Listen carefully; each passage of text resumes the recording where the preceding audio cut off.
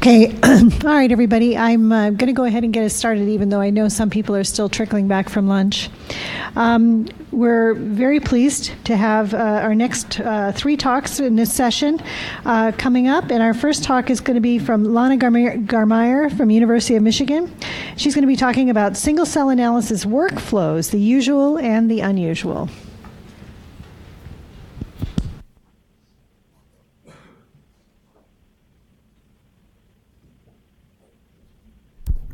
Hello? Goodbye. What? I haven't started. Is that a Zoomy?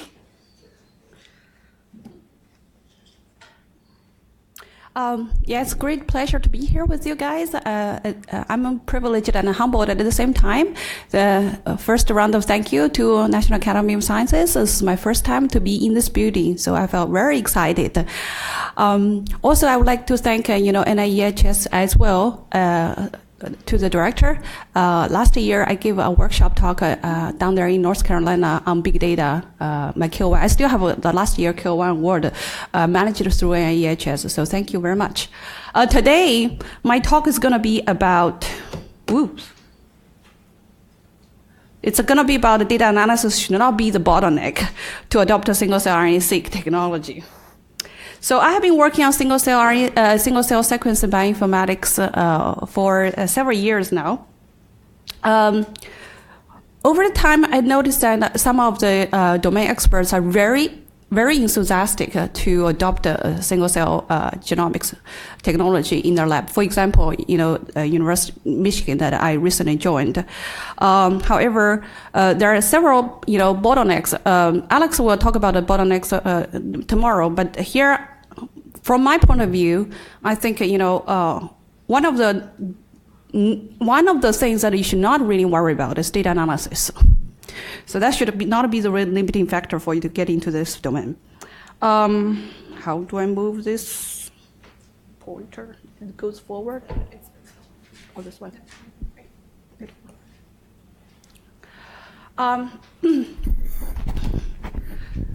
So part of my lab's goal is to really popularize the single-cell genomics analysis to the greater community. Last year, a year ago, we published this tool called Granatum, as shown here. Granatum is Latin word for pomegranate. It resembles, the multiple clusters of seeds of granatum. That's kind of like a single-cell bulk. You have different single cells clustered together. So the usual type of single-cell RNA-seq analysis flow goes like this. Assume that you actually get the count matrix from the genomics core. Then you will have expression matrix. You will have a metadata, which means annotation of your data sets in different states or different population, etc. So you will go through a bunch of mundane steps, including batch effect removal, outlier identification, normalization, imputation, filtering. As we all know, that single-cell RNA-seq data are very noisy. And then you will pursue to go to the downstream functional analysis, a variety of them. Every day there are many new tools, methods being developed by the bioinformatics community to help annotating the single-cell data.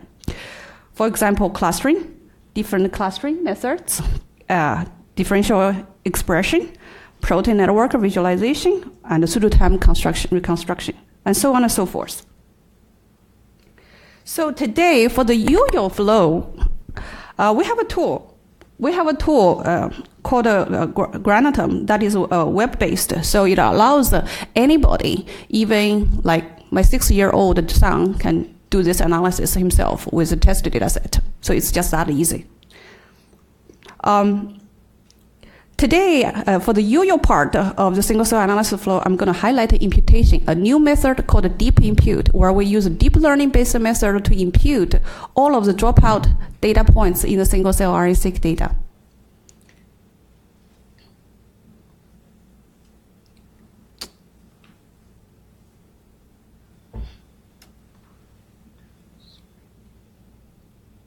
Sorry.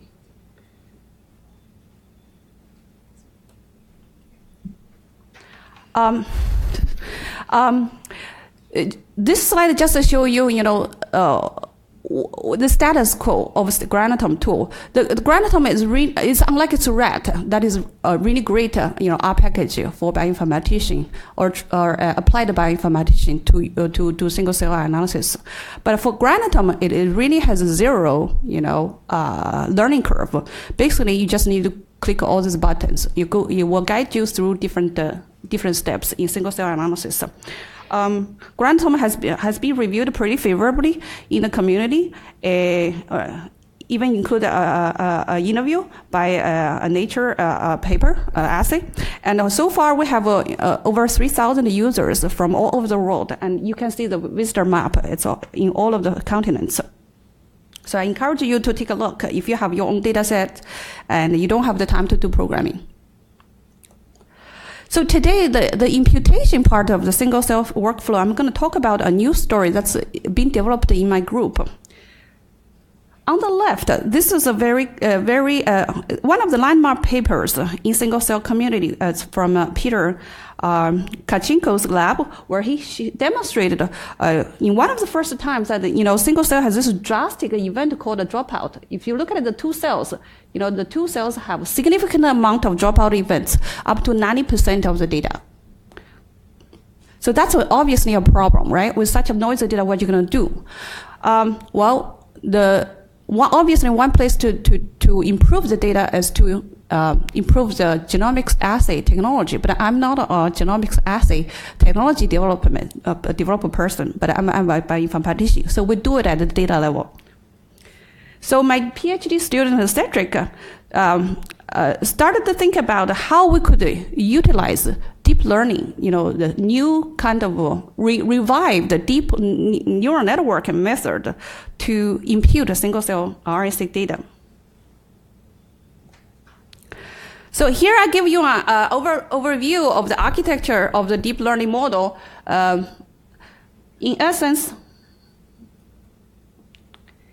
you have this data matrix that have, zero values and non-zero values. In order to build the machine learning model, because we don't really know for the zero values which ones are truly dropout and which ones are truly zeros and which ones are dropout artifacts.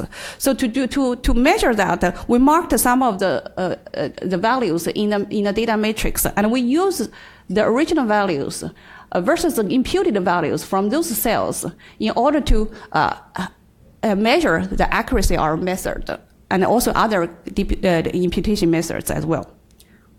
So here, this is a brief overview of this deep learning-based neural network.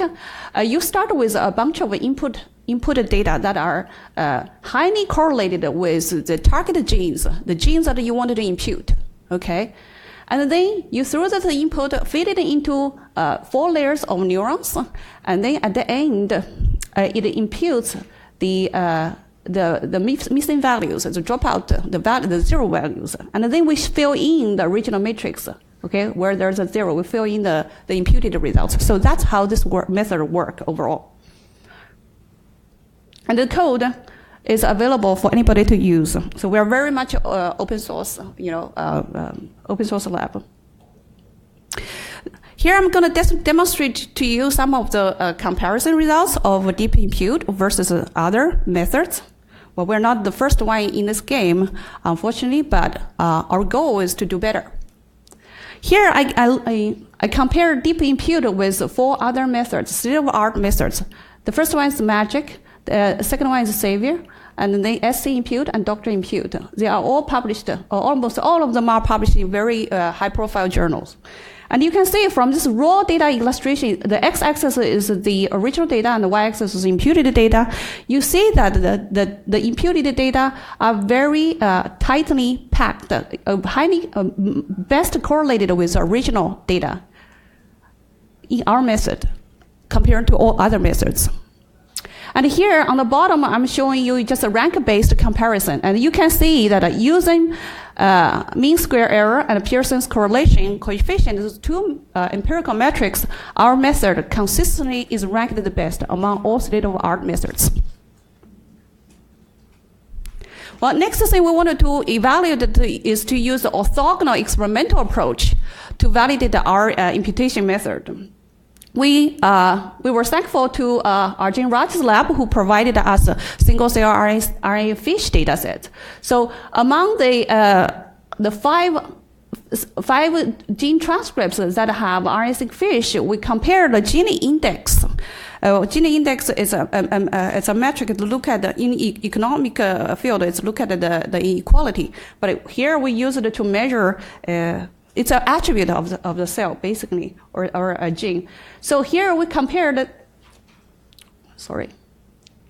Here we compare the correlation of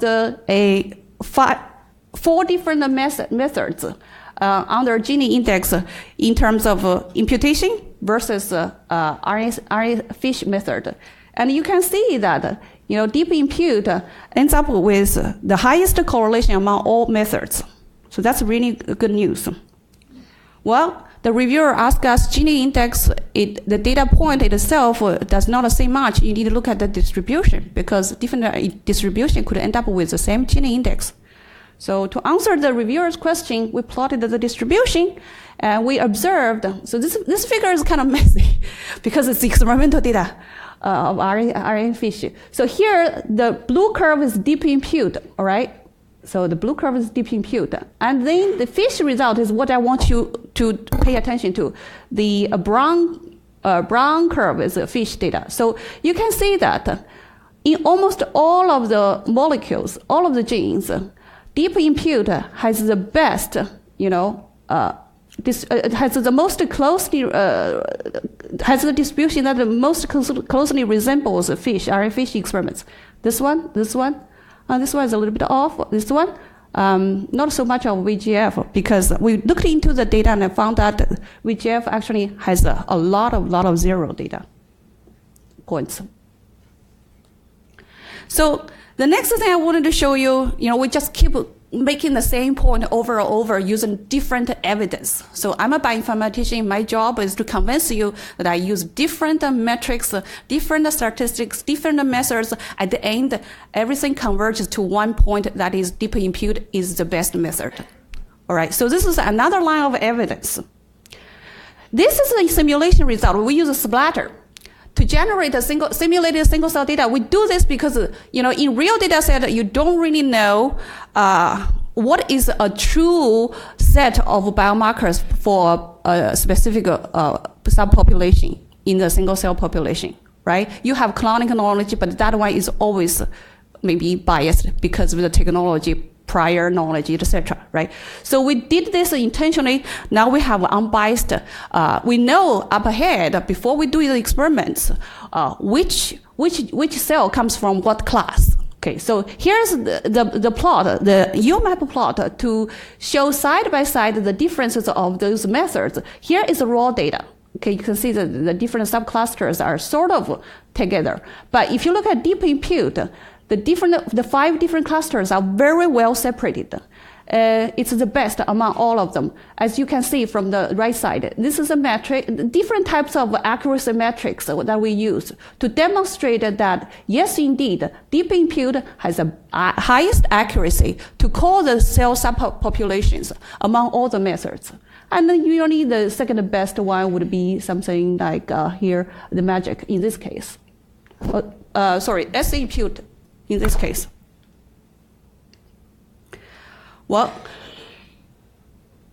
we know now that the single cell is a non-stopping train. It's going to run, it's going to accelerate, it's going to become a giant in this field. And computation, in our knowledge, is a limiting factor right now. So we compared our method with other opponent methods to see, how good is the running time? How much computer memory they take up? I mean, this things matters to the bioinformaticians who actually do the work, right? So as you can see from the plot here, DeepImpute really follows very nicely O n log n trained. But the other methods, they either run extremely slow or we cannot even collect the data when you have increased number of cells. So that is going to be a big problem in terms of practice. And then when you look at the memory, DeepImpute has a linear increase, nice linear increase of the memory. Compared to some other methods, they just run out of memory. So the computer cannot even handle. We're actually using the server. And then lastly, I like to point out that DeepImpute actually is a very scalable method. Here, when I look at the training, so what we did was downsize the samples, chop it into different subsets. And you can see here, using as little as 5% of the original data set, you can still get a very decent performance. So this is a magnified result of Pearson correlation coefficient. It's all about 0.85.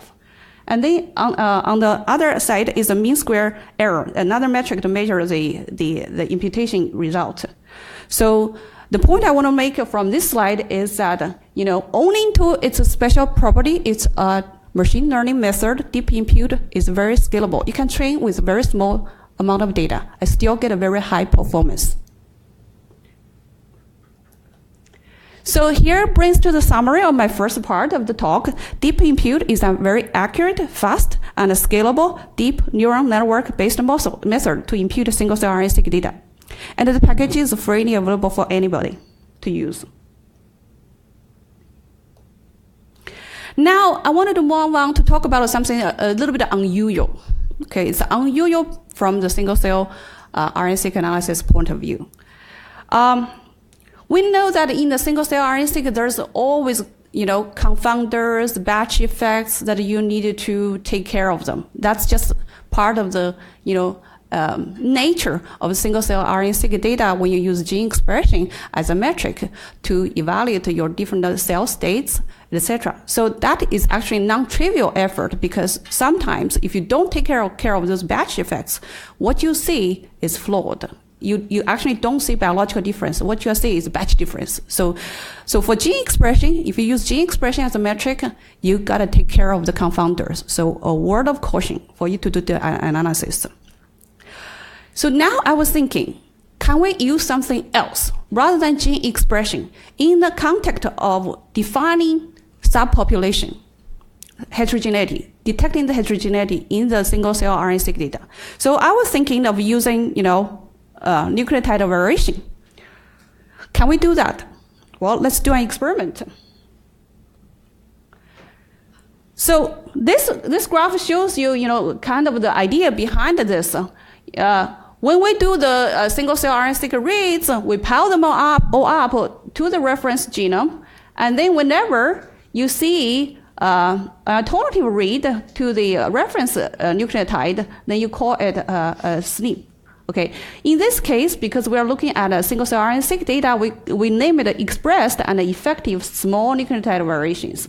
This is a different type of feature, orthogonal to the canonical gene expression features, where you just simply count up the number of reads that are aligned to the specific location on a particular gene. And that's 99% of the time what people use. Now, we started with 5 different data sets. These were done in different cancer types, a variety of cancer types, human, mouse, etc. But later on, in order to satisfy the reviewers, we looked into even more, like 20-something data sets. We got the same conclusion. Here, this is a very, very important slide for you to take home as message. Here I'm measuring the accuracy of the SNP call, given the depth of the reads at that particular nucleotide position. So you can see that the true positive read is actually quite pleasing, even though it's only, RNA-seq data from single cell, which has a lot of noise, bearing in mind.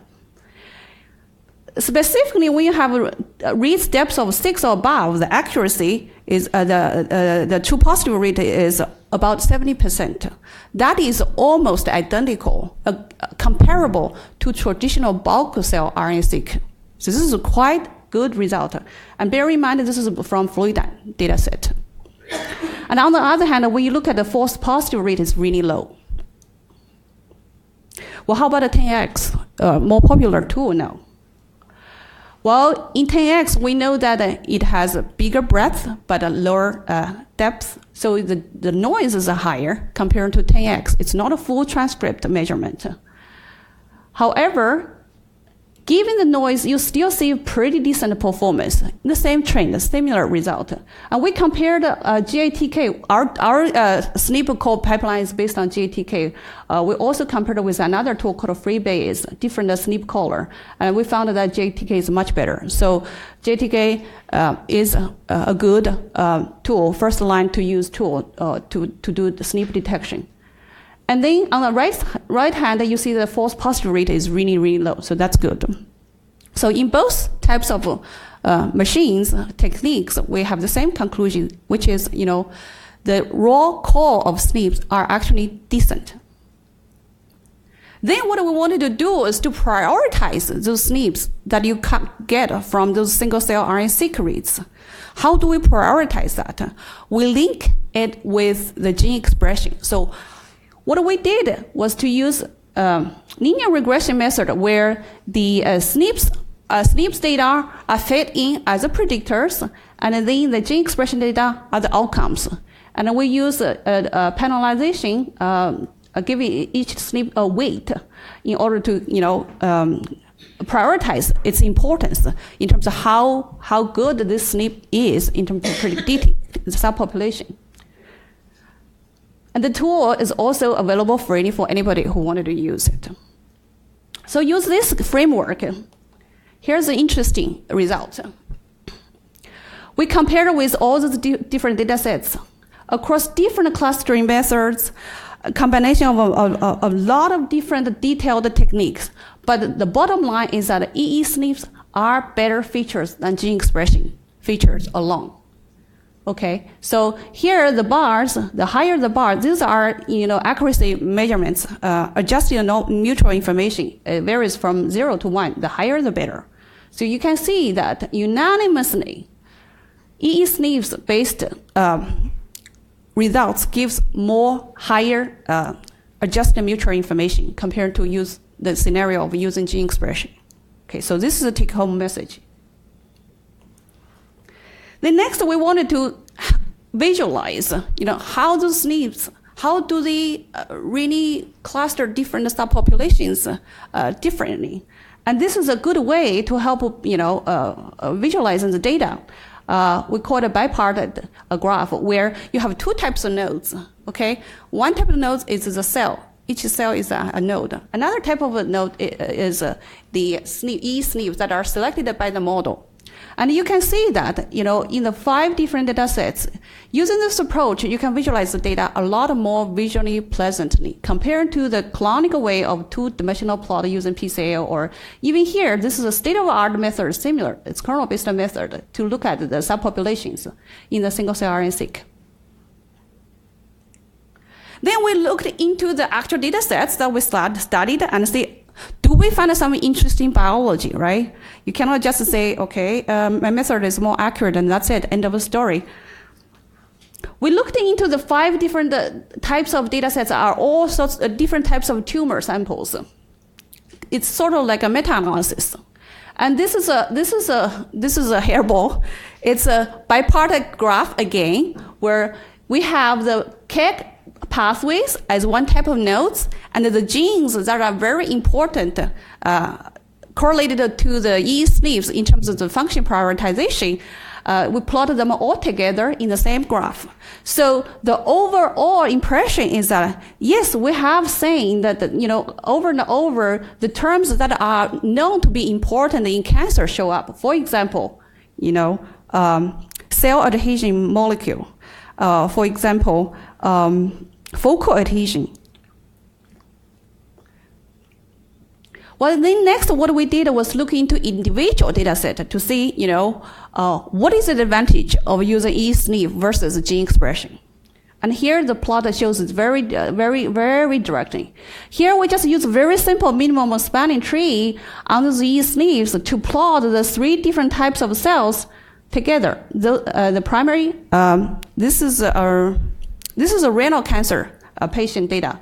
You have 3 types of cells: PDX-derived primary tumor sample, patient-derived metastasized tumor sample, and patient-derived PDX model in metastasized tumor. So you can see that there's a nice lineage reconstruction using eSNP, and it has different diversity point as well.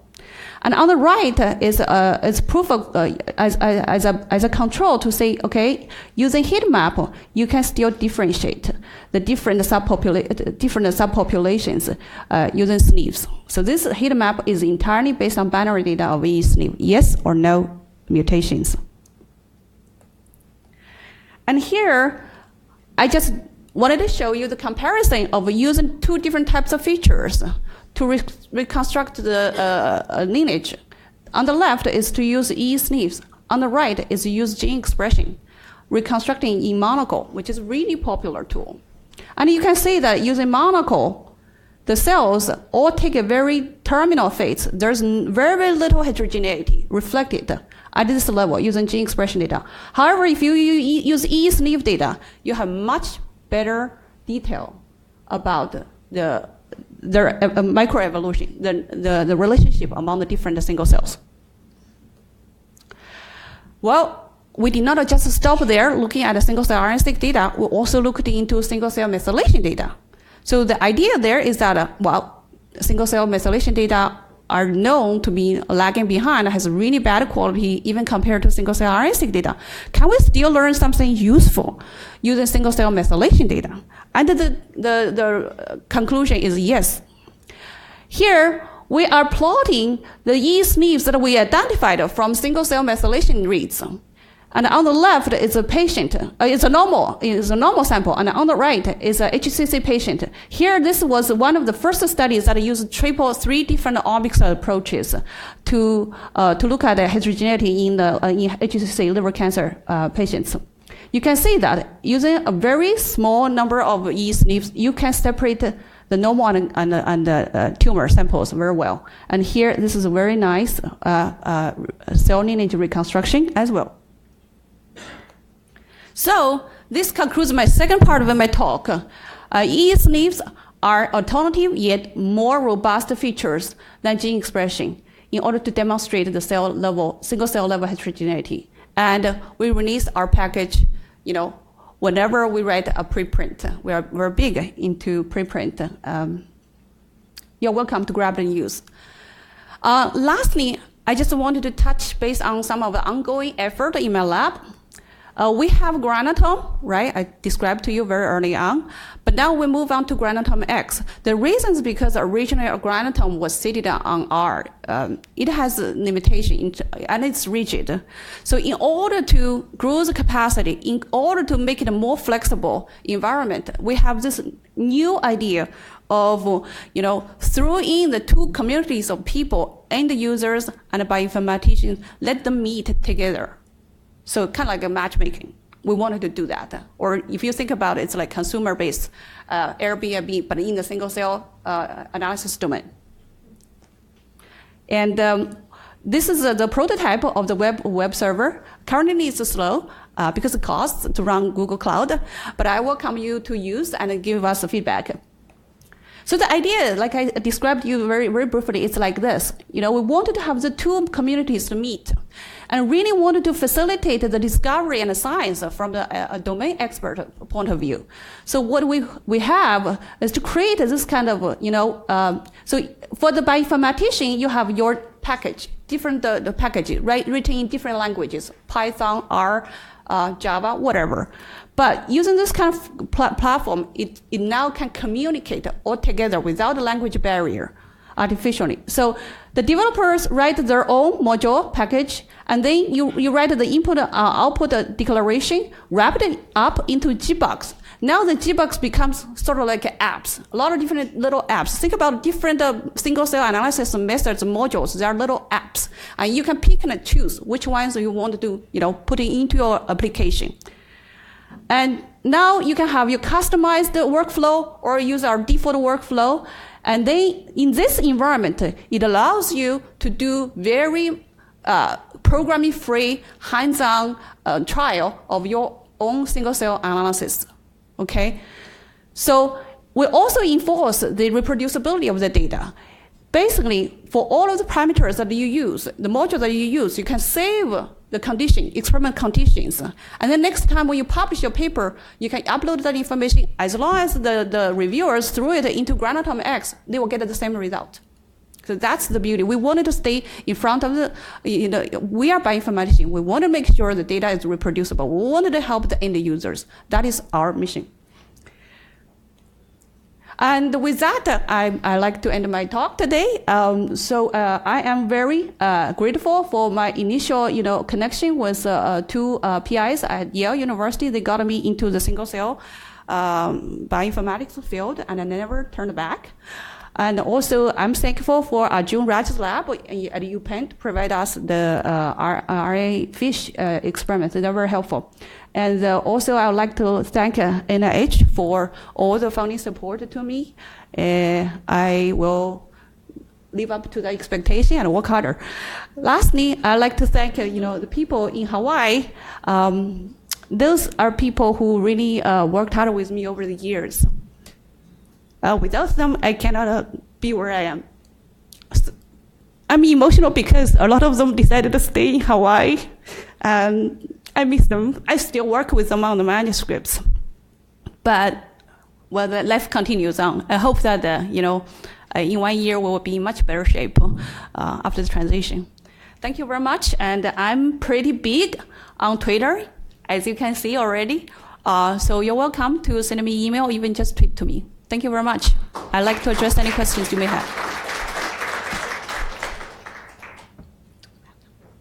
Okay, I think we'll continue to hold questions for the panel discussion.